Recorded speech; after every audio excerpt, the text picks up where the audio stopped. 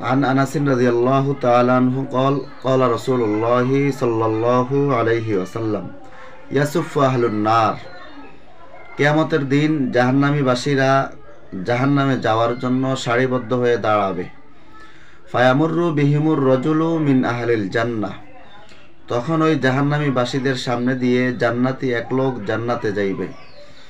ফায়াকুলু রজুলু মিনহুম ইয়া ফুলান, এ যাওয়া দেখা জাহান্নামীবাসীদের একজন ওই জান্নাতি ব্যক্তিকে বলবে, ইয়া ফুলান, হে ভাই, আমা তারিফুনি, তুমি কি আমাকে চিনো না? তুমি কি আমাকে চিনো না? তুমি কি আমাকে জানো না, বোঝো না আমি কে? তুমি আমাকে চিনো না?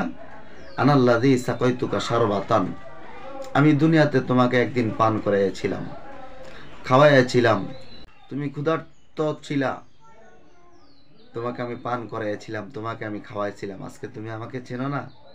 ওয়াকালা বাদুহুম আনাল্লাযী ওয়াহাবতু লাকা উদুআন, জাহান্নামী বাসীদের মধ্য থেকে অন্য আরেকজন ভাই জান্নাতি ভাইকে বলবে, আনাল্লাযী ওয়াহাবতু লাকা উদুআন, আমি তোমাকে দুনিয়াতে একদিন উযু করার জন্য পানি দিছিলাম, তোমাকে হেল্প করছিলাম, তোমাকে নসরত করছিলাম, আজকে তুমি আমাদেরকে রাইখা একা একা জান্নাতে চলে যাইবা? আমাদের সামনে থেকে, আমাদের সামনে দিয়ে তুমি একা জান্নাতে চলে যাইবা? আমাদের জন্য একটু সুপারিশ করো না। দুনিয়াতে তো তোমাকে আমি কোনো না কোনো একদিন খাওয়াইছিলাম, কোনো না কোনো একদিন পান করাইছিলাম, আজকে আমার জন্য সুপারিশ করো না ভাই। ফায়াশফাউলাহু লিয়ুদখিলাহু, তখন ওই জান্নাতি ব্যক্তি এই জাহান্নামী দুই ব্যক্তির জন্য সুপারিশ করবে আর তার সাথে জান্নাতে নিয়ে যাইবে। সুবহানাল্লাহ। সো আমরা দুনিয়াতে, আমার শত্রু হোক না কেন, যদি কোনো মানুষ বিপদ আপদে পড়ে, আল্লাহর জন্য বিপদ আপদ থেকে তাকে বাঁচিয়ে রাখবো। কোনো ভাই যদি কষ্টের মধ্যে থাকে, আল্লাহর জন্য তার কষ্টটা উদ্ধার করে দেব, আল্লাহর জন্য তার নসরত করব, আল্লাহর জন্য তার সাহায্য করব, তার ভালোই চাবো। হ্যাঁ, এটাই হচ্ছে একজন মুমিনের কাজ। আর এই কাজগুলো যদি আপনি দুনিয়াতে করতে পারেন, ইনশাআল্লাহ আশা করা যায় ওই ব্যক্তি যদি কোনো না কোনো একদিন আপনার আগে জান্নাতে যায়, আপনাকে সুপারিশ কইরা ওই ব্যক্তি আপনাকে জান্নাতে নেবেই।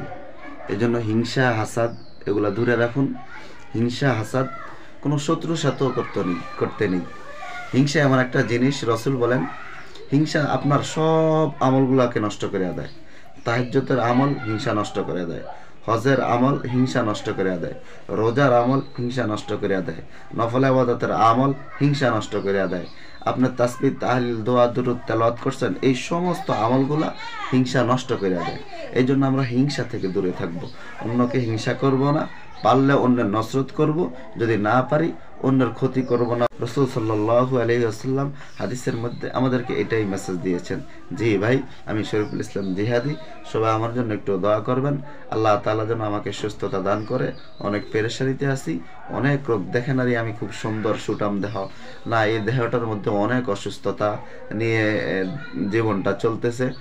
এই জন্য একটু দোয়া করবেন আমার জন্য, আল্লাহ তাআলা যেন আমাকে সবসময় সুস্থতার নেয়ামত দান করে, শেফে আজালা কামেলা নসিব করে। একজন ভাই কিছুদিন আগে ক্যান্সারে আক্রান্ত একটা ভাই ফেসবুকে স্ট্যাটাস দিয়েছে যে, তোমার শরীরটা যদি সুস্থ থাকে তাহলে রবের কাছে আর কোনো কিছু চাইও না। ক্যান্সারে আক্রান্ত একটা ভাই ফেসবুকে স্ট্যাটাস দিয়েছে, তোমার শরীরটা যদি আল্লাহ সুস্থ রাখে, আল্লাহ তাআলার কাছে আর কোনো কিছু চাইও না। সুস্থতা এত বড় নিয়ামত। এই জন্য আল্লাহ তাআলা আমাদেরকে সবসময় সুস্থতার নিয়ামত দান করুক। আল্লাহ তাআলার ইবাদত বন্দেগী, তাসবিহ, তাহলিল, দোয়া, দুরূদ, তেলাওয়াত বেশি বেশি করার তৌফিক দান করুক, পরের উপকার করার তৌফিক দান করুক। হিংসা, হাসাদ, মারামারি, এই সমস্ত ঝামেলা থেকে আল্লাহ তাআলা আমাদেরকে দূরে রাখুক। আসসালামু আলাইকুম ওয়া রাহমাতুল্লাহি তাআলা ওয়া বারাকাতুহু।